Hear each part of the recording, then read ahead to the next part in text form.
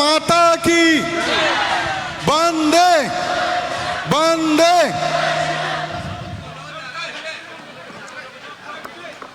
আমাৰ মঞ্চৰ পিছফালে থকাবিলাকক আগলৈ যাবলৈ অনুৰোধ ৰাখিলোঁ। সকলোৱে যাতে মঞ্চৰ সন্মুখলৈ যায়। আমি সকলোকে মঞ্চৰ সন্মুখত আসন গ্ৰহণ কৰিবলৈ অনুৰোধ ৰাখিছোঁ। শ্ৰদ্ধা ৰাইজ, আপোনালোক সকলোৱে মঞ্চৰ সন্মুখলৈ যাওক। মঞ্চৰ সন্মুখলৈ যাওক। আপোনালোকে মঞ্চৰ সন্মুখলৈ যাওক। আপোনালোক সকলোৱে মঞ্চৰ সন্মুখলৈ যাওক। ইয়াত নালাগে, মঞ্চৰ সন্মুখত যাওক।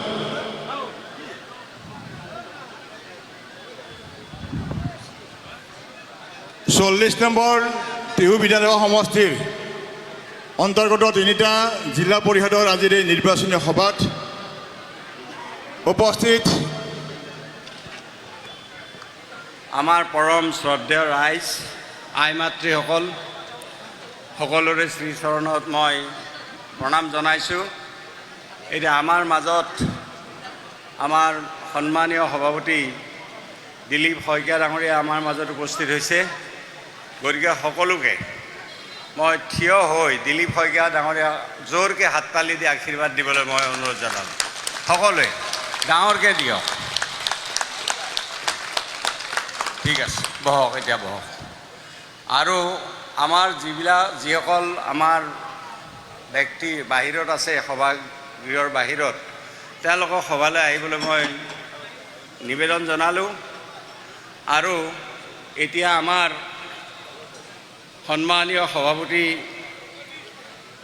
শ্ৰদ্ধেয় শ্ৰী দিলীপ শইকীয়া ডাঙৰীয়াক, আমাৰ জিলা সভাপতি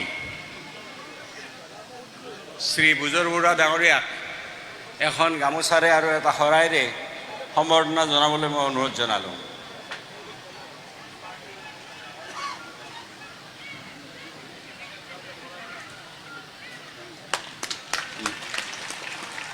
আৰু শৰাই এখনেৰে আমাৰ সভাপতি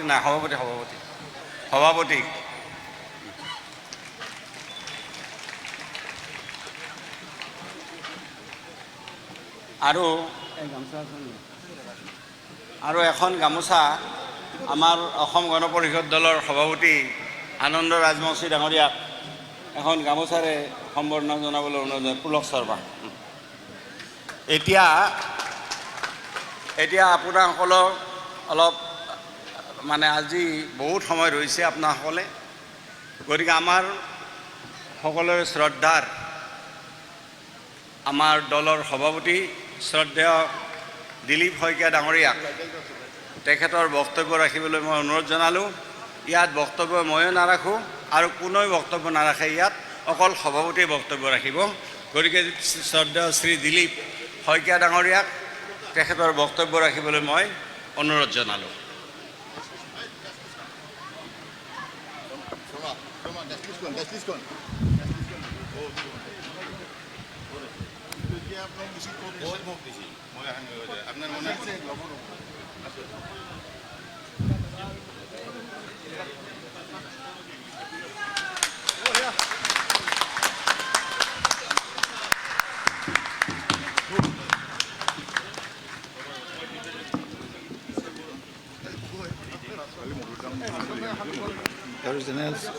कैंडिडेट नाम दिया।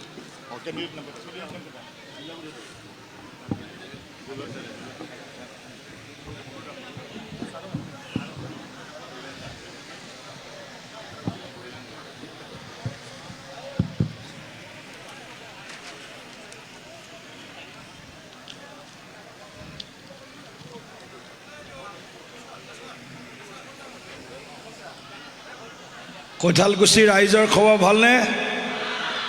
কিমান ভাল? ইমান ভাল। যদি ইমান ভাল, মোৰ লগত একেলগে বজ্ৰকণ্ঠে যিমান আপোনালোকৰ শক্তি সামৰ্থ্য আছে ইমান আৱাজত কওক, যাতে দিছপুৰেও শুনা পায়, দিল্লীয়েও শুনা পায়। আৰু ওচৰত যদি 2-4জন ক'ৰবাত কংগ্ৰেছী আছে, কোনোবা AJP আছে, কোনোবা ৰাইজৰ দল আছে, তেওঁলোকৰ যাতে কাণ তাল মাৰি ধৰে। ইমান জোৰে কথা ক'ব, আৱাজ কৰিবনে? একেলগে মোৰ লগত ক'ব ভাৰত মাতা কি নাই হোৱা নাই নাই আধাই হোৱা নাই পূৰা হ'ব 100% হ'ব লাগিব পূৰা থিয় হৈ লওক চবে থিয় হৈ লওক একদম সকলোৱে সাংবাদিক বন্ধুসকল বাদ দি বাকী যত জীৱান আছে সকলোৱে থিয় হৈ লওক থিয় হৈছেনে মোৰ লগত একেলগে ক'ব মা ভাৰতীৰ জয় জয়কাৰ ভাৰত মাতা কি আৰু অলপ জোৰত ভাৰত মাতা কি বন্দে বন্দে BJP BJP AGP AGP Narendra Modi ji JP Nadda ji doctor Himanta Biswa Sarma ডাঙৰীয়া ডক্টৰ হিমন্ত বিশ্ব শৰ্মা ডাঙৰীয়া চন্দ্ৰমোহন পাটোৱাৰী ডাঙৰীয়া অতুল বৰা প্ৰমোদ বড়ো পৰমা সাইঙ্গিয়া নাই নাই আৰু এটা আছে ৰ'বা আৰু এটা আছে আমাৰ টংকেশ্বৰ ৰাভা আৰু টিহু সমষ্টিৰ সকলো কাৰ্যকৰ্তা সমৰ্থক শুভাকাংক্ষী ৰাইজ জিন্দাবাদ জিন্দাবাদ বঢ়িয়া ধন্যবাদ ধন্যবাদ ধন্যবাদ পৰম শ্ৰদ্ধাৰ আজিৰ এই নিৰ্বাচনী প্ৰচাৰ সভাত আমাৰ সৈতে মঞ্চত উপস্থিত থকা আমাৰ সকলোৰে পৰম শ্ৰদ্ধেয় অসমৰ তথা দেশৰ ৰাজনৈতিক ক্ষেত্ৰখনৰ অন্যতম এটি পৰিচিত আৰু বলিষ্ঠ নাম আমাৰ দলৰ জ্যেষ্ঠ নেতা অসম চৰকাৰৰ সন্মানীয় কেবিনেট মন্ত্ৰী আৰু বৰ্তমান টিহু সমষ্টিৰ জনপ্ৰিয় বিধায়ক পৰম শ্ৰদ্ধেয় চন্দ্ৰমোহন পাটোৱাৰী ডাঙৰীয়া আমাৰ মাজত উপস্থিত থকা আমাৰ জিলা সমিতিৰ সন্মানীয় সভাপতি সৰ্দাৰ জয়ন্ত কুমাৰ বুজৰবৰুৱা ডাঙৰীয়া অসম গণ পৰিষদ দলৰ সন্মানীয় জিলাৰ সভাপতি আনন্দ ৰাজবংশী ডাঙৰীয়া জুৰি শৰ্মা বৰদলৈ ডাঙৰীয়ানী ভাস্কৰ শৰ্মা ডাঙৰীয়া গোবিন্দ কলিতা ডাঙৰীয়া সীমান্ত মেনা ডাঙৰীয়া শৈলেন কলিতা ডাঙৰীয়া জয়শ্ৰী তালুকদাৰ ডাঙৰীয়ানী হিমানী মজুমদাৰ ডাঙৰীয়ানী সমন্বিতে মঞ্চত উপবিষ্ট দুটা দলৰ সন্মানীয় নেতৃবৃন্দ সন্মুখত আসন গ্ৰহণ কৰা পৰম শ্ৰদ্ধাৰ ৰাইজ আই মাতৃসকল যুৱ বন্ধু বান্ধৱীসকল মোৰ জ্যেষ্ঠসকল আৰু সাংবাদিক বন্ধুসকল জয় জয়তে মই আপোনালোক আটাইলৈ আন্তৰিক শ্ৰদ্ধা আৰু সেৱা ভক্তি জনাইছোঁ আচলতে টিহুত ৰাইজক কাক ভোট দিব লাগে কিয় ভোট দিব লাগে কিবা বহলাই কোৱাৰ প্ৰয়োজন আছে বুলি মই নাভাবোঁ আমাৰ টিহু অঞ্চল নলবাৰী জিলাৰ অন্যতম সকলো দিশতে আগবঢ়া শৈক্ষিক সামাজিক ৰাজনৈতিক আৰ্থিক সকলো দিশত আগবঢ়া এখন সজাগ আৰু এখন শিক্ষিত সমাজ তথাপিও দুই চাৰিটা কথা পঞ্চায়ত নিৰ্বাচন আৰু দেশৰ সামগ্ৰিক বিকাশ সন্দৰ্ভত মই ক'বৰ কাৰণে চেষ্টা কৰিম আমি সকলোৱে জানো যে ভাৰতবৰ্ষত যি পঞ্চায়তী ৰাজ ব্যৱস্থা এই পঞ্চায়তী ৰাজ ব্যৱস্থা আৰম্ভণি হৈছিল 1992 চনত 1992 চনত আমাৰ দেশৰ সংবিধানৰ 73 সংখ্যক সংবিধান সংশোধনীৰ জৰিয়তে ভাৰতবৰ্ষত তিনি খলপীয়া যি শাসন ব্যৱস্থা পঞ্চায়তী ৰাজ এই পঞ্চায়তী ৰাজ আইনলৈ ৰূপান্তৰ হৈছিল 1993 চনৰ পৰা আমাৰ দেশত এই পঞ্চায়তী আইন বাস্তৱত কাৰ্যকৰী হোৱা আৰম্ভ হৈছিল আৰু তেতিয়াৰে পৰাই ভাৰতবৰ্ষৰ গ্ৰামাঞ্চলৰ বিকাশৰ কাৰণে গ্ৰামাঞ্চলত বাস কৰা সৰ্বস্তৰৰ জনগণৰ বাবে আমি যাতে বিকাশৰ এক নতুন ধাৰা আৰম্ভ কৰিব পাৰোঁ, উন্নয়নৰ যাতে নতুন দিগন্তৰ সূচনা কৰিব পাৰোঁ, সেই লক্ষ্যৰে পঞ্চায়তী ৰাজ শাসন ব্যৱস্থা ভাৰতবৰ্ষত প্ৰৱৰ্তন হৈছিল। মূলতঃ তিনিটা লক্ষ্য সন্মুখত ৰাখি এই পঞ্চায়তী ৰাজ ব্যৱস্থা ভাৰতবৰ্ষত কাৰ্যকৰী হৈছিল। প্ৰথম লক্ষ্যটো হ'ল যে আমাৰ যি শাসন ব্যৱস্থা, এই শাসন ব্যৱস্থাক আমি গ্ৰামাঞ্চলৰ গঞা ৰাইজৰ ওচৰ চপাই আনিব লাগে।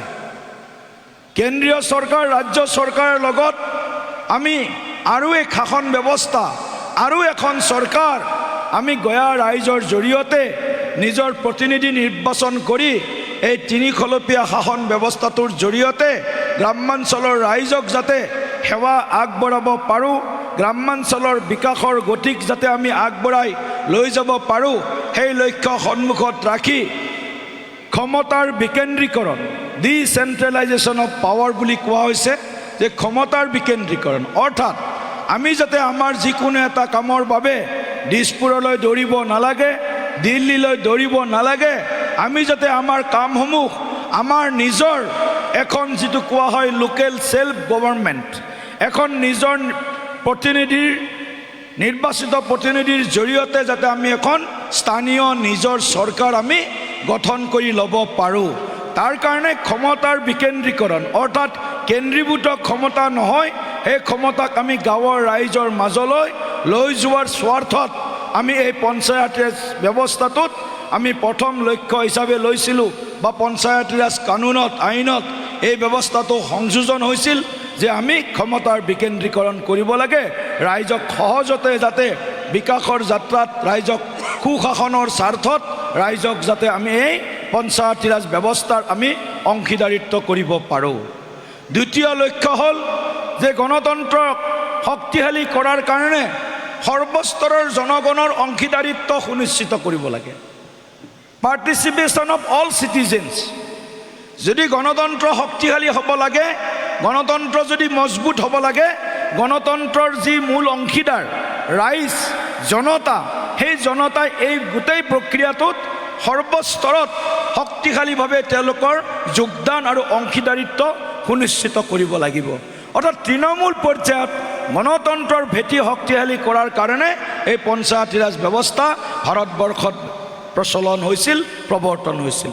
তৃতীয় এটা লক্ষ্য, সেই লক্ষ্যটো হৈছে কমিউনিটি ডেভেলপমেণ্ট, সামুদায়িক বিকাশ, সৰ্বস্তৰৰ বিকাশ।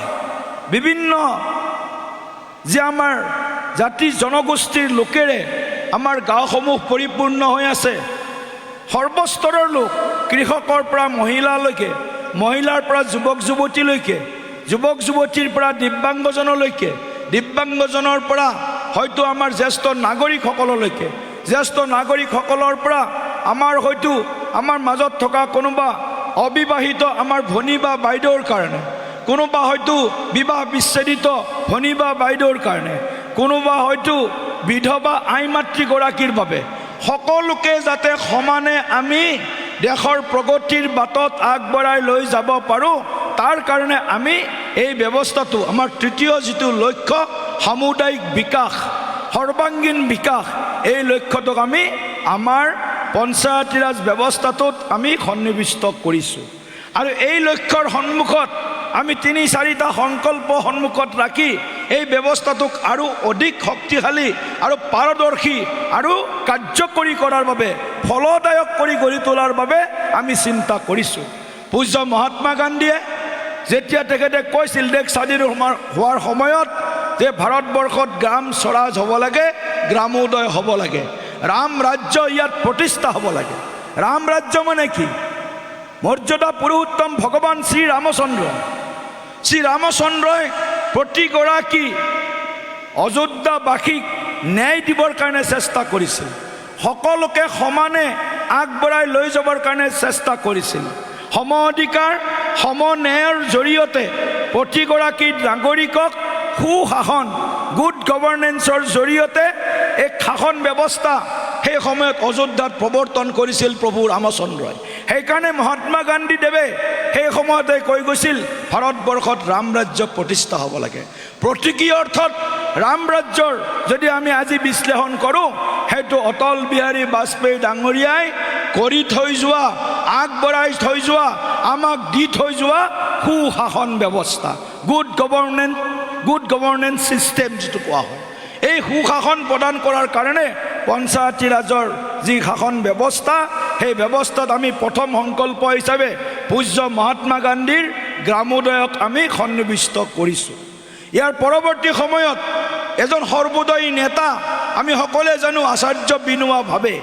আচাৰ্য বিনোৱা ভাৱে ক'লে যে গ্ৰামোদয় হ'ব লাগিব, গ্ৰামোদয়ৰ লগত আৰু এটা সংকল্প আমি ইয়াত সংযোজন ঘটাব লাগিব, সেইটো হৈছে সৰ্বোদয়। এই সৰ্বোদয় মানে সৰ্বজনৰ উদয়। যিমান দুখীয়া ব্যক্তি আছে, পিছপৰা, অৱহেলিত, বঞ্চিত, শোষিত সকলো শ্ৰেণীৰ মানুহক সমমৰ্যাদাৰে এই সমাজখনত জীয়াই থকাৰ অধিকাৰ আৰু সুবিধা প্ৰদান কৰিব লাগিব। তাৰ কাৰণে আচাৰ্য বিনোৱা ভাৱে এই সৰ্বোদয়ৰ সংকল্পক আমি পঞ্চায়তী ৰাজ ব্যৱস্থাত দ্বিতীয়টো আমি সংকল্প হিচাপে গ্ৰহণ কৰিছোঁ। তৃতীয় সংকল্প আমি সকলোৱে জানো ভাৰতীয় জনসংঘৰ প্ৰতিষ্ঠাপক কাণ্ডাৰীসকলৰ ভিতৰত অন্যতম পণ্ডিত দীনদয়াল উপাধ্যায় ডাঙৰীয়া, ভাৰতীয় জনতা পাৰ্টীৰ প্ৰাতঃস্মৰণীয় আমাৰ নেতা, দেশৰ প্ৰাতঃস্মৰণীয় নেতা, দেশৰ কাৰণে সৰ্বোচ্চ সমৰ্পণ কৰা নেতা পণ্ডিত দীনদয়াল উপাধ্যায় ডাঙৰীয়াই ক'লে যে গ্ৰামোদয় হ'ব লাগিব আৰু সৰ্বোদয় হ'ব লাগিব, তাৰ লগত কিন্তু অন্ত্যোদয়ো হ'ব লাগিব। অন্ত্যোদয় মানে অন্তৰ উদয়। সমাজৰ আটাইতকৈ দুৰ্বল যি শ্ৰেণী আছে, অৱহেলিত যি শ্ৰেণী আছে, পিছপৰা যিখন সমাজ আছে, সেই সমাজৰ যি লাইন আছে, শাৰী শাৰীকৈ যিসকল মানুহ বহে দুৰ্বল শ্ৰেণীৰ, সেই শাৰীত থকা শাৰীৰ শেষৰজন ব্যক্তিক যদি আমি উন্নয়নৰ পথত আগবঢ়াই লৈ যাব নোৱাৰোঁ, তেতিয়া ভাৰতবৰ্ষৰ প্ৰকৃত বিকাশ হোৱা বুলি আমি ক'ব নোৱাৰিম। সেইকাৰণে সৰ্বোদয়ক আমি তৃতীয়টো সংকল্প হিচাপে গ্ৰহণ কৰিছোঁ। পণ্ডিত দীনদয়াল উপাধ্যায় ডাঙৰীয়াৰ পিছত আৰু এগৰাকী পণ্ডিত প্ৰবৰ আমি সকলোৱে জানো, যাৰ নাম শুনিলেই আমাৰ গাৰ নোম শিয়ৰি উঠে আজিও, পণ্ডিত অটল বিহাৰী বাজপেয়ী ডাঙৰীয়া। ভাৰতবৰ্ষৰ প্ৰাক্তন প্ৰধানমন্ত্ৰী ভাৰতৰত্ন অটল বিহাৰী বাজপেয়ী ডাঙৰীয়াই তেখেতে ক'লে যে গ্ৰামোদয় হ'ব, সৰ্বোদয় হ'ব আৰু অন্ত্যোদয় হ'ব। কিন্তু ভাৰত যদি পিছ পৰি থাকে, দেশ যদি আমি গৰ্বেৰে দেশখনক আগবঢ়াই লৈ যাব নোৱাৰোঁ, ভাৰতবৰ্ষক যদি স্বাভিমানী, আত্মনিৰ্ভৰ আৰু সকলো দিশত সৰ্বশক্তিবান দেশ হিচাপে যদি আমি গঢ়ি তুলিব নোৱাৰোঁ, তেতিয়া ভাৰতবৰ্ষক লৈ সকলোৱে হাঁহিব। ভাৰতবৰ্ষ পিছপৰা দেশ, ভাৰতবৰ্ষ দুৰ্বল দেশ, ভাৰতবৰ্ষত কোনো আৰ্থিক শক্তি নাই, ভাৰতবৰ্ষৰ কোনো সামৰিক শক্তি নাই, ভাৰতবৰ্ষ কোনোদিনে বৌদ্ধিক দিশত আগবাঢ়ি যাব নোৱাৰে। সেইকাৰণে মা ভাৰতীক বিশ্বৰ দৰবাৰত এখন শক্তিশালী, স্বাৱলম্বী, স্বাভিমানী ৰাষ্ট্ৰ হিচাপে গঢ়ি তোলাৰ স্বাৰ্থত অটল বিহাৰী বাজপেয়ী ডাঙৰীয়াই চতুৰ্থ সংযোজন ঘটালে, আৰু সেই সংযোজনটো হ'ল ৰাষ্ট্ৰোদয়। ৰাষ্ট্ৰৰ উদয়, দেশখন আগবাঢ়ি যাব লাগিব। এই গ্ৰামোদয়ৰ পৰা আৰম্ভ কৰা যাত্ৰা, গ্ৰামোদয়, সৰ্বোদয়, অন্ত্যোদয় আৰু ৰাষ্ট্ৰোদয়ৰ এই চাৰিটা সংকল্পক আমি পঞ্চায়তী ৰাজ ব্যৱস্থাত সমাহিত কৰি যাতে গ্ৰামাঞ্চলৰ ৰাইজকো আমি সৰ্বস্তৰত আগবঢ়াই লৈ যাব পাৰোঁ, সকলো দিশত যাতে উত্তৰণ ঘটাব পাৰোঁ, সেই লক্ষ্যৰে পঞ্চায়তী ৰাজ ব্যৱস্থা। শ্ৰদ্ধাৰ ৰাইজ, বহুতে ভাবে পঞ্চায়তত কেইজনমান প্ৰতিনিধি নিৰ্বাচন কৰাই দিম, জিপি মেম্বাৰ জিকাই দিম, আঞ্চলিক মেম্বাৰ জিকাই দিম আৰু আমি জিলা পৰিষদ জিকাই দিম, আমাৰ পঞ্চায়ত হ'ব। আমাৰ পঞ্চায়ত ঠিকেই হ'ব, জিকালে পঞ্চায়ত হ'ব। আৰু সেই পঞ্চায়তৰ লক্ষ্য আৰু উদ্দেশ্যক যদি আগবঢ়াই লৈ যাব লগা হয়, তেনেহ'লে সকলো প্ৰতিনিধি, সকলো ৰাইজৰ মনত বা শাসনলৈ অহা দলৰ মনত, প্ৰতিনিধিৰ মনত আন এটা সংকল্প দিনে নিশাই অনবৰত সেই সংকল্প জীৱন্ত হৈ থাকিব লাগিব। সেই সংকল্পটো হৈছে সেৱাৰ সংকল্প, ৰাইজৰ সেৱাৰ সংকল্প। সেইকাৰণে ভাৰতীয় জনতা পাৰ্টীয়ে কয় সেৱাই সংগঠন। সেৱাই সংগঠন মূল নীতিৰ জৰিয়তে আমি দল পৰিচালনা কৰিছোঁ। ক'ৰবাত কেতিয়াবা নিৰ্বাচনত হাৰিছোঁ, ক'ৰবাত জিকিছোঁ। হাৰা জিকা ৰাজনৈতিক দলৰ মাজত থাকে, কিন্তু ভাৰতীয় জনতা পাৰ্টীৰ এনেকুৱা এটা সুশাসন ব্যৱস্থা আমি প্ৰৱৰ্তন কৰিবৰ কাৰণে চেষ্টা কৰিছোঁ। শাসন ব্যৱস্থাটোক ৰাইজৰ ওচৰ চপাই লৈ যাবলৈ চেষ্টা কৰিছোঁ।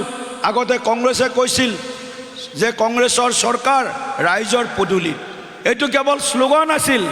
কংগ্ৰেছৰ চৰকাৰ ৰাইজৰ পদূলিত বিচাৰি পোৱা নাছিল, কিন্তু বিজেপিৰ চৰকাৰ আজি ৰাইজৰ পদূলিয়ে পদূলিয়ে, ৰাইজৰ ঘৰে ঘৰে আজি ভাৰতীয় জনতা পাৰ্টী আৰু NDA চৰকাৰ আমি দেখিবলৈ পাইছোঁ। কাৰণ ৰাইজৰ সুখ দুখ, ৰাইজৰ অসুবিধা, ৰাইজৰ সমস্যা, ৰাইজৰ সন্মুখীন হোৱা প্ৰত্যাহ্বান, এই সকলোবিলাক যদি সংবেদনশীলতাৰে ৰাইজৰ মনৰ পৰা কোনোবা চৰকাৰে বুটলি আনি সেই সমস্যাবিলাকৰ সমাধানৰ কাৰণে যদি কোনো চৰকাৰে আঁচনি প্ৰস্তুত কৰাই নহয়, সেই আঁচনিক 100% ৰূপায়ণ কৰাৰ কাৰণে কোনো চৰকাৰ যদি সফল হৈছে, নৰেন্দ্ৰ মোদী ডাঙৰীয়াৰ কেন্দ্ৰীয় চৰকাৰ, ডক্টৰ হিমন্ত বিশ্ব শৰ্মা ডাঙৰীয়াৰ ৰাজ্য চৰকাৰ। আজি পাটোৱাৰী ডাঙৰীয়া আমাৰ মাজত বহি আছে, 85 চনৰ পৰা ৰাজনীতিত আছে। ভাৰতবৰ্ষৰ অসমৰ ৰাজনীতিৰ একেবাৰে নাৰী ভুৰি জনা মানুহ, নাৰী ভুৰি জানে, চব চিনি পায় ক'ত কি কাৰ ক'ত কি হৈছে। আজি পাটোৱাৰীদাৰ নিচিনা নেতা বিজেপিত আছে, কংগ্ৰেছত নাই। পাটোৱাৰীদাৰ নিচিনা নেতা ইয়াত কোন নেতা আছে, কেনেকুৱা নেতা আছে, সেইবিলাক কথা মই ক'বলৈ নাযাওঁ। আজি বোলে গৌৰৱ গগৈ ডাঙৰীয়া নলবাৰী আহিছে। আৰে ভূপেন বৰাই চলোৱা গাড়ীখনৰ 4টা চকাই পামচাৰ, 4টা চকাই পামচাৰ। 12 বাৰমান চেষ্টা কৰিছিল চাকা পামচাৰ বাচিবৰ কাৰণে, নোৱাৰিলে। 12-13 বাৰ ভূপেন বৰা আৰু কংগ্ৰেছৰ নেতৃত্বত প্ৰতিটো নিৰ্বাচনত কংগ্ৰেছে শোচনীয়ভাৱে ভাৰতীয় জনতা পাৰ্টী ৰাইজৰ সন্মুখত আজি পৰাজয় বৰণ কৰিছে। আৰু সেই পাম নোহোৱা পামচাৰ গাড়ীখন লৈ গৌৰৱ গগৈ ডাঙৰীয়া নলবাৰীত আহিছে। আহক, নলবাৰীৰ ৰাইজ অতিথি পৰায়ণ, আমি তেখেতক অতিথিৰ দৰে ব্যৱহাৰ কৰিছোঁ, ব্যৱহাৰ কৰিম, কোনো কথা নাই। প্ৰাক্তন মুখ্যমন্ত্ৰীৰ তেখেত সুযোগ্য সন্তান বুলি কৈছোঁ আমি, এজন পাৰ্লিয়ামেণ্টেৰিয়ান, কংগ্ৰেছ দলৰ বিৰোধী দলৰ উপদলপতি। কিন্তু গৌৰৱ গগৈ যদি নলবাৰীত আহিছে, নলবাৰীৰ ৰাইজক কৈ যাওক তেওঁ পাকিস্তানত গৈছিল নে যোৱা নাই। কোনো অপৰাধ নহয় পাকিস্তানত যোৱাটো, মুখেৰে কওক গৈছিল নে যোৱা নাই। হয় মই গৈছিলোঁ, নহয় মই যোৱা নাই। আৰু কওক তেওঁ যিহেতু deputy leader of the Lok Sabha, তেওঁ ৰাইজক কৈ যাব লাগিব, পাব্লিক ডোমেইনত ক'ব লাগিব, থাকিব লাগিব, সেই সংগ্ৰহে ৰেকৰ্ড থাকিব লাগিব 15 দিন পাকিস্তানত গৈ মই কি কৰিলোঁ, কোন মোল্লাক লগ কৰিলোঁ, ক'ত মৌলবীক লগ কৰিলোঁ, কাক ক'ত লগ কৰিলোঁ, উচ্চায়ুক্তক লগ কৰিলোঁ, দেশৰ কাৰণে কিবা কথা পাতিলোঁ, ক'ত কি কৰিলে 15 দিন বা 20 দিন যিমান দিন আছে, প্ৰতিটো দিনৰ চাহ খাই ক'ত খাইছে, ভাত ক'ত খাইছে, এইটো আমাক নালাগে। ৰাতি ক'ত শুইছে এইটোও নালাগে আমাক। কিন্তু তেওঁ দিনটোৰ কিমান সময় দেশখনৰ হকে কাম কৰিলে, দেশৰ স্বাৰ্থত পাকিস্তানত কাৰ লগত কথা পাতিলে, সেই কথা জনা প্ৰতিজন ভাৰতীয়ৰ অধিকাৰ আছে। আৰু তেওঁ জনাবই লাগিব এই কথা। মোৰ পুল কাম মাৰিলে সমস্যাৰ সমাধান নহয়। গৌৰৱ গগৈ ডাঙৰীয়া, ইয়াৰ পৰাই মই কৈছোঁ আৰু ক'ব বিচাৰিম, গৌৰৱ গগৈ ডাঙৰীয়াৰ ধৰ্মপত্নী বাৰু ভাৰতীয় নহয়, ঘৈণীয়েকজনীয়ে ভাৰতীয় নাগৰিকত্ব লোৱা নাই, কোনো কথা নাই। সোনিয়া গান্ধী ডাঙৰীয়াও লোৱা নাছিলে। 19 বছৰ নে 24 বছৰৰ মূৰত সোনিয়া গান্ধীয়ে ভাৰতীয় নাগৰিকত্ব লৈছিল, কোনো আপত্তি নকৰোঁ আমি। তোমালোকে যদি বাকী মানে আমেৰিকান চিটিজেনছ লৈ আছা, তোমালোকে যদি ব্ৰিটেইনৰ চিটিজেনছ লৈ আছা, কোনো আপত্তি নাই। কিন্তু গৌৰৱ গগৈৰ ল'ৰা ছোৱালী যি আছে মই নাজানো, দুটা কিন্তু ভাৰতবৰ্ষত জন্মগ্ৰহণ কৰিছে, ভাৰতবৰ্ষত জন্মগ্ৰহণ কৰিছে। বাই বাৰ্থ তেওঁলোক ভাৰতীয় হ'ব লাগে, বাই বাৰ্থ তেওঁলোক ভাৰতীয় হৈছিলোঁ। কিন্তু পৰৱৰ্তী সময়ত কাৰ হেঁচাত তেওঁলোকে ভাৰতৰ এই দুটা সন্তানক ভাৰতীয় নাগৰিকত্ব নিদি ব্ৰিটেইনৰ নাগৰিকত্ব দিয়াৰ যি অভিযোগ আহিছে, তাৰ উত্তৰো গৌৰৱ গগৈ ডাঙৰীয়াই দেশবাসীক দিব লাগিব। ভোট বিচাৰি আহিলে লাভ নাই। 55 বছৰে ভোট বিচাৰি বিচাৰি শাসন কৰি কৰি আমাক ফোকলা কৰি গৈছে। গাঁৱত ৰাস্তা নিদিলে, গাঁৱত দলং নিদিলে, গাঁৱত কালভাৰ্ট নিদিলে, গাঁৱত হেল্থ চেণ্টাৰ নিদিলে, গাঁৱত এখন ভাল স্কুল কলেজ নিদিলে, গাঁৱত এটা অংগনবাদী চেণ্টাৰ নিদিলে, গাঁৱত এটুপি খোৱা পানী নিদিলে, গাঁৱৰ দুখীয়া মানুহক কৰ্মসংস্থাপন নিদিলে, কৃষকক প্ৰধানমন্ত্ৰী কৃষক সন্মান আঁচনিৰ জৰিয়তে সন্মান নিদিলে, কাক কি দি গ'ল? এটা ইন্দিৰা আৱাস যোজনাৰ নামত কংগ্ৰেছৰ দিনত ৭৫,০০০ টকা আহিছিল, তাৰে ২০,০০০ বা ২৫,০০০ টকা যদি এই দালাল কংগ্ৰেছীক দিব নোৱাৰে, তেতিয়াহ'লে সাধাৰণ মানুহে ইন্দিৰা আৱাস যোজনাৰ ঘৰৰ হিতাধিকাৰীৰ তালিকাত নাম সোমোৱা নাছিল। তেওঁলোকৰ কোনোবা একেবাৰে সম্বন্ধীয়, যি কয় আমাৰ সম্পৰ্কীয়, সেই ২-৪জনৰ বাদ দি সাধাৰণ মানুহে ১০-২০,০০০ টকা ভেটি নিদিয়াকৈ ইন্দিৰা আৱাস যোজনাৰ ঘৰ পোৱা নাছিল। বাকীটো বাদেই দিয়ক, ঘৰ বাদ দিয়ক, আমাৰ সমাজৰ আই মাতৃ, যিগৰাকী আই মাতৃয়ে বিধৱা হৈছে, স্বামী হৰা হৈছে, সেই স্বামী হৰা হোৱা বিধৱা আই মাতৃগৰাকীয়েও যদি বিধৱা পেঞ্চনৰ হিতাধিকাৰীৰ তালিকাত তেওঁৰ নামটো সোমাব লাগে, তেনেহ'লে কংগ্ৰেছ নেতা পাল নেতাক ১,০০০-২,০০০ টকা যদি ভেটি নিদিয়ে, এই দালালসকলক যদি সন্তুষ্ট নকৰে, সেই বিধৱা আই মাতৃগৰাকীৰ নামো সেই বিধৱা পেঞ্চন পোৱা আই মাতৃগৰাকীৰ সেই তালিকাত নোসোমায় নামটো। সেইদিন পাহৰি নাযাব ৰাইজ, সেই দিনবিলাক মনত ৰাখিব। কংগ্ৰেছৰ দিনৰ গোষ্ঠী সংঘৰ্ষ, জাত পাতৰ নামত ৰাজনীতি, ভাগ ভাগ কৰাৰ ৰাজনীতি, তুষ্টিকৰণৰ ৰাজনীতি, কংগ্ৰেছৰ তুষ্টিকৰণৰ ৰাজনীতিৰ বিপৰীতে নৰেন্দ্ৰ মোদী ডাঙৰীয়াই ৰাজনীতি কৰিছে বিকাশৰ ৰাজনীতি। কংগ্ৰেছৰ দিনত কেৱল বিনাশ বিনাশ বিনাশ, বিজেপিৰ দিনত কেৱল বিকাশ বিকাশ আৰু বিকাশ। কোনো বিনাশৰ কথা নাই, বিভাজনৰ কথা নাই, ভাগ ভাগ কৰাৰ কোনো কথা নাই, একেলগে সবকা সাথ সবকা বিকাশ নৰেন্দ্ৰ মোদী ডাঙৰীয়াৰ এক ভাৰত শ্ৰেষ্ঠ ভাৰত। আৰু একে লক্ষ্যৰে আমাৰ মাননীয় মুখ্যমন্ত্ৰী ডক্টৰ হিমন্ত বিশ্ব শৰ্মা ডাঙৰীয়াই নৰেন্দ্ৰ মোদী ডাঙৰীয়াক অনুসৰণ কৰি অসমীকো ভাৰতবৰ্ষৰ ৫খন শ্ৰেষ্ঠ ৰাজ্যৰ ভিতৰত এখন ৰাজ্য হিচাপে প্ৰতিষ্ঠা কৰাৰ যি সপোন দেখি অহৰ্নিশে বিৰাম বিশ্ৰামহীনভাৱে আমাৰ অসমৰ কাৰণে কাম কৰি আছে, এনেকুৱা মুখ্যমন্ত্ৰী কৰ্মদক্ষ ভৱিষ্যদৰ্শী মুখ্যমন্ত্ৰীৰ মাজত আমি এখন সোণালী অসমৰ ভৱিষ্যত দেখিবলৈ পাইছোঁ। সেয়েহে মই আপোনালোক সকলোকে দুয়োগৰাকী পৰম শ্ৰদ্ধেয় নেতা আৰু পাটোৱাৰীদাৰ কাৰণেও এটা জোৰদাৰ হাত চাপৰি মই আপোনালোকৰ পৰা বিচাৰিছোঁ। হাত চাপৰি অলপ মাৰি থাকক, হাত চাপৰি মাৰিলে কাৰো একো ক্ষতি নহয়। এইটো আমাৰ কাৰোবাৰ যদি চুগাৰ আছে অলপ মাৰি থাকিব জোৰকৈ, প্ৰেছাৰ আছে চুগাৰ প্ৰেছাৰো কমি যাব, অলপ স্বাস্থ্য ভালে থাকিব। আৰু শ্ৰীমন্ত শংকৰদেৱ গুৰুজনায়ো আমাৰ অসমত পবিত্ৰ নাম ধৰ্ম আনিলে, শাস্ত্ৰৰ উত্তম গীতা ভাগৱত, ধৰ্মৰ উত্তম নাম দৈৱক দেৱৰ উত্তম দৈৱকী নন্দন চৰণে কৰোঁ প্ৰণাম। গতিকে এই হাত চাপৰি আমাৰ নিজৰ কাৰণে বজাইছোঁ বুলি ভাবিব, কাৰো বিজেপি এজিপিৰ কাৰণে নহয়, নিজৰ কাৰণে হাত চাপৰি, নিজৰ স্বাস্থ্যৰ কাৰণে, নিজৰ মনৰ কাৰণে, আনন্দত থকাৰ কাৰণে হাত চাপৰি। সকলোৱে এবাৰ হাত চাপৰি বজাইছে, সেইকাৰণে এনেকৈ হাত চাপৰি বজাই থাকিব, মাজে মাজে বজাই থাকিব। ৰাতিপুৱা মৰ্ণিং ৱাকত গ'লেও বজাব। কোনোবা ক'ব পাৰে ই পাগল হ'ল নেকি, ৰাতিপুৱা হাত চাপৰি বজাই আছে। আপোনালোকে ক'ব না আপোনাৰ কাৰণে হাত চাপৰি বজোৱা নাই, মই নিজৰ কাৰণে হাত চাপৰি বজাই আছোঁ, এইখিনি কথাও ক'ব। গতিকে বহুত বহুত ধন্যবাদ। বহুত বেছি কথা ক'বলগীয়া নাই ইয়াতে, মই আগতে কৈছোঁ যে আজি নৰেন্দ্ৰ মোদী ডাঙৰীয়া, ডক্টৰ হিমন্ত বিশ্ব শৰ্মা ডাঙৰীয়াই আমাৰ ৰাজ্যখনক ক'ৰ পৰা ক'লৈ লৈ যাব বিচাৰিছে।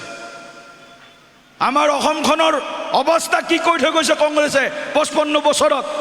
৮৫৫জন ডেকা যুৱক যুৱতীক গুলিয়াই হত্যা কৰা সেই কংগ্ৰেছে এই বেলচৰত বাজপেয়ী ডাঙৰীয়া আহি অসম আন্দোলনৰ সময়ত ঘৰে ঘৰে ঘূৰি অসম আন্দোলনক ৰাষ্ট্ৰীয় আন্দোলন হিচাপে save Assam today to save India টুমৰো, আজি অসম বাচিলেহে কাইলৈ ভাৰত বাচিব, এই যদি শ্লোগান, এই যদি নীতি কোনোবাই লৈছিল, ভাৰতীয় জনতা পাৰ্টীয়ে লৈছিল। গৌৰৱ গগৈ ডাঙৰীয়া লাজ লাগিব লাগে নলবাৰীত আহিবৰ কাৰণে। গৌৰৱ গগৈ ডাঙৰীয়া লাজ এইকাৰণে লাগিব লাগে, কোনোবা শ্বহীদৰ ঘৰত তেওঁ ক্ষমা খুজি যাব লাগে যে আমাৰ চৰকাৰৰ দিনত আমাৰ পুলিচ মিলিটাৰীয়ে আপোনাৰ ল'ৰাটোক গুলিয়াই হত্যা কৰি থৈ গ'ল, আজি আমি ক্ষমা বিচাৰিবলৈ আহিছোঁ। গৌৰৱ গগৈ যদি ক্ষমা খোজা নাই, গৌৰৱ গগৈকো ক্ষমা নকৰিব, আৰু বিজেপি কংগ্ৰেছ দলকো আপোনালোকে ক্ষমা নকৰিব।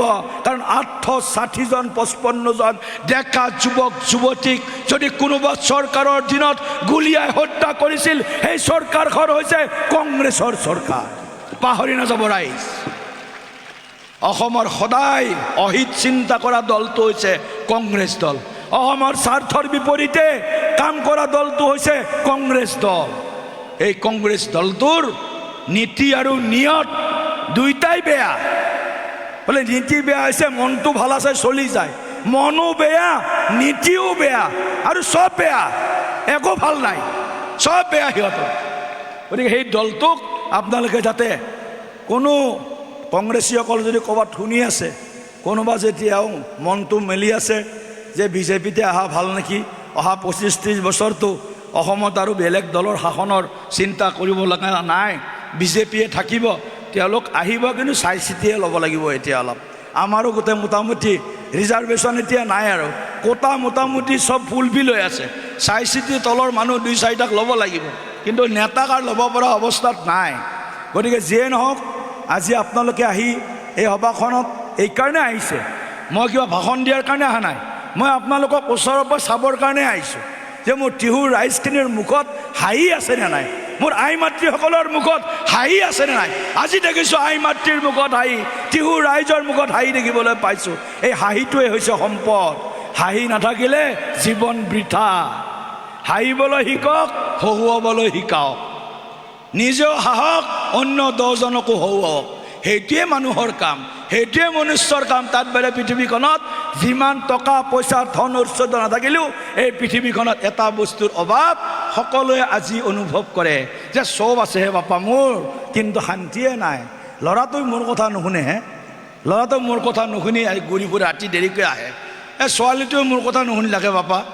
এই বস্তুটো যিটো সমাজত যিটো চলিছে, ইয়াৰ কাৰণে সমাজখনৰ এটা সকলোৰে চিন্তা, ভাল চিন্তা আৰু এটা পজিটিভ মাইণ্ডছেট, ইতিবাচক এটা মানসিকতা আমাক সকলোকে লাগিব। সেই ইতিবাচক মানসিকতাৰ কাৰণে বিজেপি দল NDA দায়বদ্ধতাৰে আমি কাম কৰিছোঁ। বিজেপি অগপ একেলগে মিলি আমি কাম কৰি আছোঁ। য'ত পদুম ফুল পাব, পদুম ফুলত ভোট দিব, য'ত হাতী পাব, হাতীত চিনত ভোট দিব। আৰু পদুম মানে হাতী, হাতী মানে পদুম, পদুম মানে হাতী, হাতী মানে পদুম, ফুলনি মানে বাগিচা, বাগিচা মানে ফুলনি, হয়নে? হৈছে নে হয় না কথাটো মোৰ? হৈছে। গতিকে হাতী দেখা পালে হাতীত ভোট মাৰিব, আৰু পদুম দেখা পালে পদুমত ভোট মাৰিব। কিন্তু পদুমটো আৰু মেইন, পদুমটো মেইন, সেইটো পাহৰি নাযাব। পদুমটো এইকাৰণে মেইন বুলি কৈছোঁ, পদুমটো ৰাষ্ট্ৰীয় প্ৰতীক আমাৰ। ফুলৰ ভিতৰত নেশ্যনেল ফ্লাৱাৰ হ'ল লটাছ, পদুম। আৰু পদুম ক'ত থাকে? ভগৱান শ্ৰী বিষ্ণুৰ হাতত থাকে, শংখ চক্ৰ গদা পদ্ম কৰত তোমাৰ। কৰত মানে হাতখন, মানুহে কৰত বুলিয়ে কৰতখন বুলি ভাবে, সেইটো কৰত নহয়। শংখ চক্ৰ গদা পদ্ম কৰত তোমাৰ, হাতত শংখ আছে, চক্ৰ আছে, গদা আছে, আৰু পদ্ম ফুল আছে। গতিকে ভগৱান বিষ্ণুৰ প্ৰিয় ফুল পদুম। গতিকে পদুমৰ প্ৰতি আমাৰ দুৰ্বলতা আছে, সেই দুৰ্বলতা থাকিব। পদুমৰ প্ৰতি আমাৰ মৰম আছে, সেই মৰম থাকিব। পদুমে দেশ শাসন কৰি আছে, শাসন কৰি থাকিব। 70% শাসন আজি ভাৰতবৰ্ষৰ পদুমৰ জৰিয়তে হৈ আছে, পদুমৰ জৰিয়তে।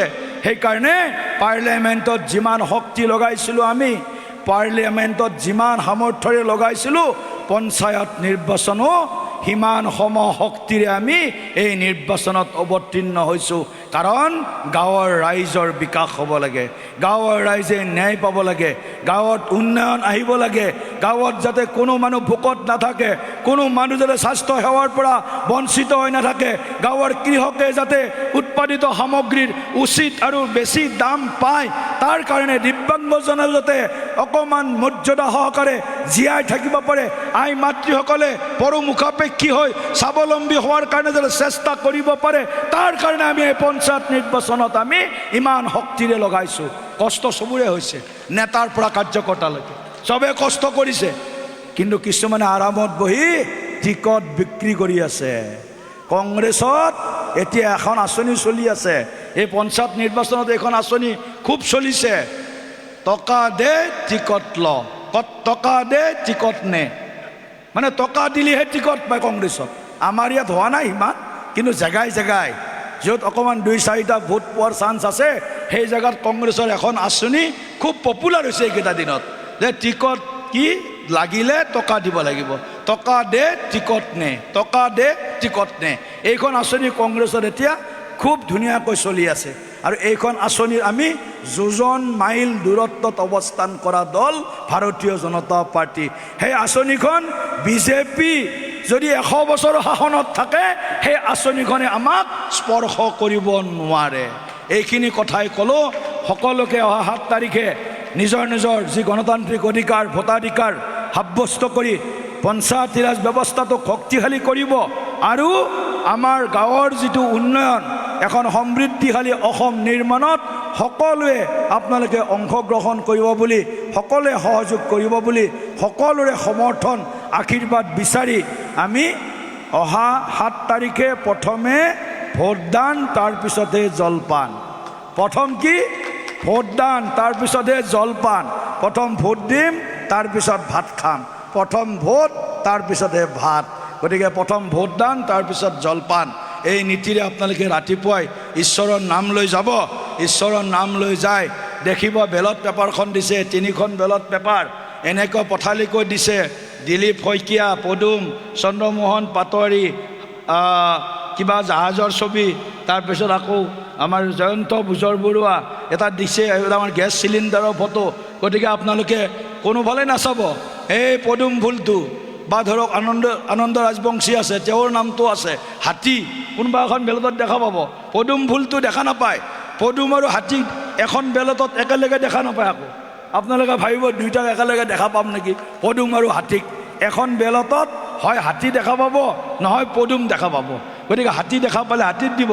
গতিকে বেলট পেপাৰত য'ত পদুম দেখা পাইছে, পদুমৰ ছবিত ভোট দিব, হাতী দেখা পাইছে, হাতীৰ ছবিত ভোট দিব। আৰু আপোনালোকে ভোট দিয়াৰ পিছত বেলটখন এনেকৈ পথালিকৈ জাপি দিয়ে বহুতে, এনেকৈ বেলট পেপাৰ এইখন পথালিকৈ জাপি দিয়ে, এনেকৈ জাপি দিয়ে, এনেকৈ জাপি দিয়ে, আকৌ এটা ভাগ কৰে, ভাগ কৰি বেলট বাকচত সোমাই দিয়ে। এনেকৈ নাজাপিব।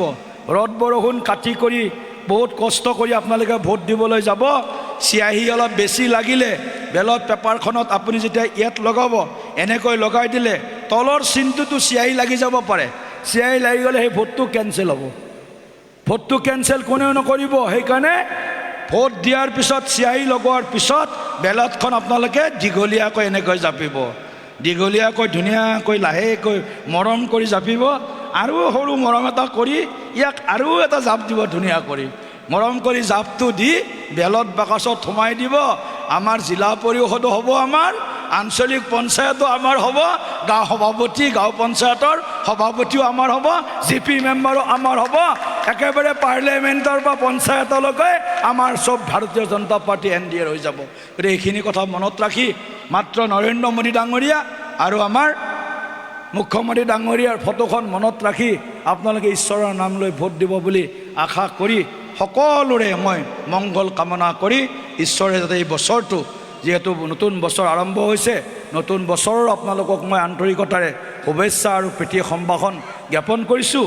আৰু এই বছৰটো সকলোৰে জীৱনলৈ সুখ শান্তি আৰু সমৃদ্ধিৰ বতৰা কঢ়িয়াই আনক, এই আশাৰে মোৰ বক্তব্য ইয়াতে সামৰণি কৰিছোঁ। ধন্যবাদ। জয় হিন্দ।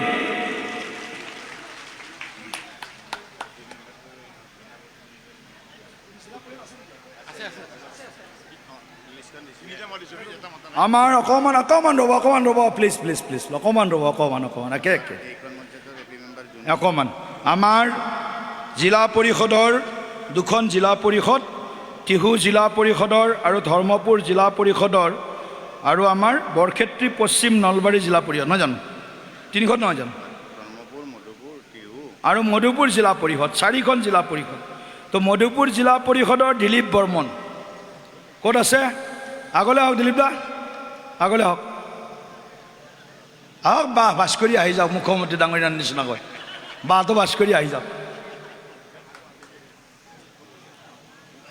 আগলৈ আহক আৰু ৰবি দাস আহক বাইদেউ আহক ৰবি বাইদেউ আহক শেৱালী বৰ্মন আছে নাজিৰুদ্দিন আহমেদ অহা নাই তিনিগৰাকী মঞ্চলৈ আহক আৰু এ পি মেম্বাৰৰ যিখিনি প্ৰাৰ্থী আছে নেকি এ পি মেম্বাৰ গোটেইখিনি আগলৈ আহক তলতে আহক এ পি মেম্বাৰখিনি আহক গোটেইখিনি আহক জলদি আহক এ পি মেম্বাৰখিনি আহক এটা পঞ্চায়ত আমাৰ ৩৮ নং পঞ্চায়তৰ আমাৰ এ পি মেম্বাৰজন বিনা প্ৰতিদ্বন্দ্বিতাৰে নিৰ্বাচিত হৈছে জুনুমণি বৈশ্য তেওঁক মই আন্তৰিকতাৰে শুভেচ্ছা জ্ঞাপন কৰিছোঁ অভিনন্দন জনাইছোঁ মই কৰিম এইটো ৰাইজকো দিম মই একেলগে দিম বিনা প্ৰতিদ্বন্দ্বিতাৰে নিৰ্বাচন হোৱাত ৰাইজৰো এটা বিশেষ মানে ভূমিকা আছে বেলেগ প্ৰাৰ্থী তেওঁলোকে থিয় নকৰালে আমাৰ ওপৰতে আস্থা বিশ্বাস ব্যক্ত কৰিলে গতিকে ৰাইজকো মই আন্তৰিকতাৰে কৃতজ্ঞতা আৰু ধন্যবাদ জনাইছোঁ হ'ল আহিছে এপিকেইজন আহা জলদি আহা ৰাস্তাই দিয়া গোটেইকেইজন আহা এইফালে লাইন আহা জিলা পৰিষদ কেইজন আহা দাদা আগলৈ আহক আপুনি আগলৈ জিলা পৰিষদ কেইজন আগলৈ আহা আনকনটেষ্ট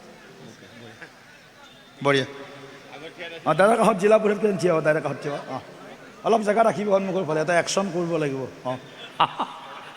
অলপ ৰাখিব হৈছে চক এইফালে যাওক এইফালে আহক হৈছে নাই এইকেইজন আমাৰ জিলা পৰিষদৰ আৰু আঞ্চলিক পৰিষদৰ প্ৰাৰ্থী মই ৰাইজৰ আশীৰ্বাদ বিচাৰি আপোনালোক সকলোকে আঁঠু লৈ ৰাইজৰ ওচৰত সেৱা কৰিবৰ কাৰণে আশীৰ্বাদ বিচাৰিবৰ কাৰণে দাদা নালাগে দাদা আপুনি দিয়া থাকক বাকী প্ৰাৰ্থীখিনি থাকক আপোনাৰ দিন আহি আছে বেছি নগৈছে নাই হয় হয় এয়া আপোনালোকৰ মাজত ৰাইজ সেৱা লৈছে যোনে যেনেকৈ পাৰে হাত চাপৰি উৰুলি জয়ধ্বনি যোনে যেনেকৈ পাৰে আশীৰ্বাদ দিয়ক এয়া চাওক আশীৰ্বাদ লৈছে আৰু এনেকৈ 5 বছৰ এনেকৈ ৰাইজৰ মূৰৰ সন্মুখত এনেকৈ শিৰ নত কৰি থাকিব লাগিব গণ্ডগোল যাতে একো নকৰা ভাই সেইটো আজি একেলগে প্ৰতিজ্ঞা লোৱা ৰাইজৰ সন্মুখত আহা 5 বছৰ গণ্ডগোল নকৰাকৈ ৰাইজৰ সেৱা কৰাৰ কাৰণে এই আশীৰ্বাদ ৰাইজে দিছে গতিকে সকলোকে মই শুভেচ্ছা দিছোঁ আৰু ৰাইজকো মই অশেষ ধন্যবাদ জ্ঞাপন কৰিছোঁ এয়া আমাৰ সংস্কাৰ এয়া আমাৰ ভাৰতীয় সনাতন সভ্যতাৰ এয়া এক পৰম্পৰা ৰাইজৰ আশীৰ্বাদ ল'ব লাগে যিকোনো ভাল কাম কৰিব খুজিলে ৰাইজৰে সেৱা আগবঢ়াব খুজিলে আশীৰ্বাদ বিনে একো কৰিব নোৱাৰে জ্যেষ্ঠজনৰ আশীৰ্বাদ নাথাকিলে হয়তো সাময়িক সফলতা পাব পাৰে দীৰ্ঘদিনীয়া সফলতা নাপায় আৰু স্থায়ী সফলতা নাপায় জ্যেষ্ঠজনৰ আশীৰ্বাদ লাগিব সকলোৱে আশীৰ্বাদ কৰাৰ কাৰণে সকলোকে মই ধন্যবাদ জনাই মোৰ বক্তব্য সামৰিছোঁ